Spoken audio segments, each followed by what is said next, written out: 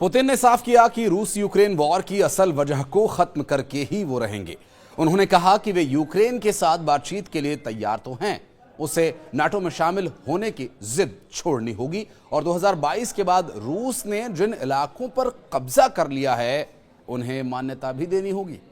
नमस्कार, मैं हूं आशीष त्रिपाठी आपके साथ और इस वीडियो में बात करेंगे रूस यूक्रेन के बीच क्या सहमति बन पाएगी इस विषय पर, चूंकि डोनाल्ड ट्रंप से पुतिन ने बातचीत की है और क्या है स्थिति जानने की कोशिश करेंगे इस वीडियो में। अमेरिकी प्रेसिडेंट डोनाल्ड ट्रंप और रूस के राष्ट्रपति व्लादिमीर पुतिन ने गुरुवार को फोन पर बातचीत की और जनवरी में ट्रंप के दोबारा प्रेसिडेंट बनने के बाद दोनों नेताओं ने छठी बार बातचीत की है। रूस के मुताबिक दोनों नेताओं ने यूक्रेन, ईरान और अमेरिका रूस संबंधों समेत कई मुद्दों पर बात की। पुतिन के सीनियर एडवाइजर यूरी उशाकोव ने यह बताया कि ट्रंप ने यूक्रेन वॉर जल्द खत्म करने की जरूरत पर जोर दिया, तो वहीं पुतिन ने बातचीत के जरिए जंग का हल ढूंढने की कोशिश पर जोर दिया। यूक्रेन के संबंधों में वार्ता में ट्रंप ने वहां पर लड़ाई रोके जाने के लिए जल्द वार्ता शुरू करने पर जोर दिया और जवाब में पुतिन ने कहा कि रूस यूक्रेन के साथ वार्ता के लिए तैयार है। साथ ही रूसी राष्ट्रपति ने कहा कि उनका देश यूक्रेन के लिए तय लक्ष्यों को प्राप्त करना चाहता है और प्राप्त करके रहेगा, उन कारणों की जड़ों को नष्ट करेगा जिनसे युद्ध छिड़ा। पुतिन ने कहा कि रूस ने फरवरी 2022 में अपनी सेना तब यूक्रेन भेजी जब यूक्रेन सैन्य संगठन नाटो में शामिल होने की तैयारी में था। उस समय यूक्रेन रूसी भाषा बोलने वाले अपने नागरिकों की रक्षा करना भी नहीं चाह रहा था और यूक्रेन के इस अड़ियल रुख पर सहयोगी देश उसका साथ भी दे रहे थे।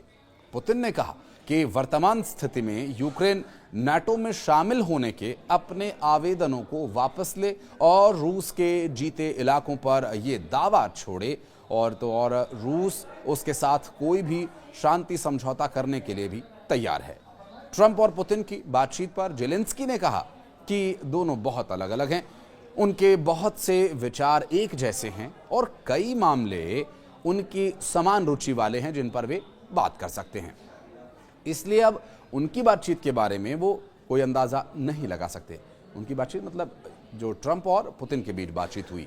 क्रेमलिन के प्रवक्ता दिमित्री पेस्कोव ने कहा कि हमें ये उम्मीद है कि इस पर जल्द ही सहमति बन जाएगी। उन्होंने ये दोहराया कि वार्ता का कार्यक्रम दोनों पक्षों की सहमति से तय किया जा सकता है। पेस्कोव ने स्पष्ट किया कि अभी तक कोई निश्चित तारीख तय नहीं हुई है और ये प्रक्रिया आपसी सहमति पर आधारित है। उन्होंने कहा कि ये एक पारस्परिक प्रक्रिया है। क्रेमलिन के प्रवक्ता के मुताबिक अगली वार्ता प्रक्रिया की गति कीव शासन और अमेरिका के मध्यस्थता करने के प्रयासों पर निर्भर करती है। उन्होंने ये भी कहा कि जमीनी हकीकत को नजरअंदाज नहीं किया जा सकता, उसे ध्यान में रखना जरूरी है। रूस यूक्रेन के बीच पहली बैठक में कैदियों के अदला बदली पर भी सहमति बनी थी, जबकि दूसरी बैठक में 6000 यूक्रेनी सैनिकों के शवों की वापसी, बीमार और 25 वर्ष से कम उम्र के कैदियों की अदला बदली पर सहमति बनी थी। पहले दौर की वार्ता 16 मई को इस्तांबुल में हुई, जबकि दूसरे दौर में 2 जून को तुर्की में दोनों देशों के बीच सहमति हुई थी। पिछली बैठक में यूक्रेन के रक्षा मंत्री रोस्तम उमरोव ने प्रस्ताव दिया था कि तीसरी बैठक जून के आखिरी हफ्ते में आयोजित की जाए, लेकिन ये वार्ता नहीं हो पाई।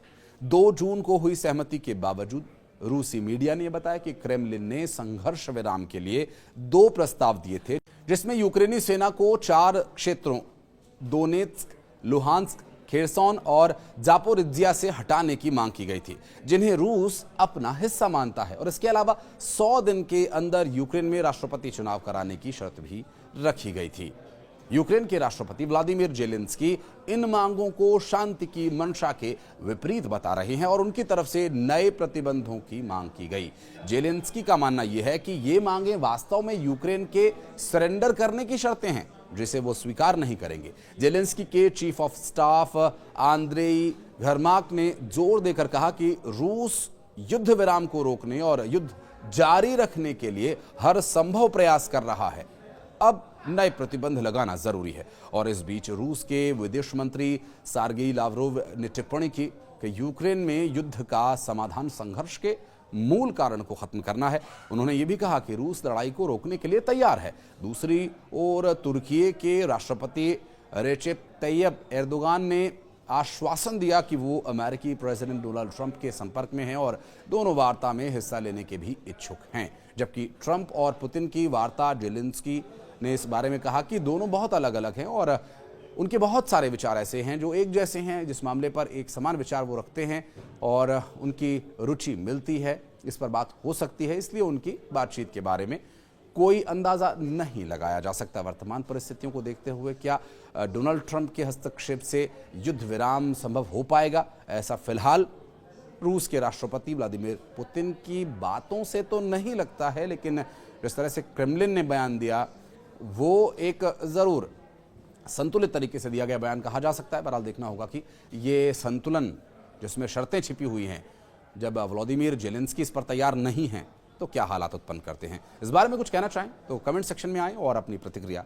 दर्ज कराएं। धन्यवाद।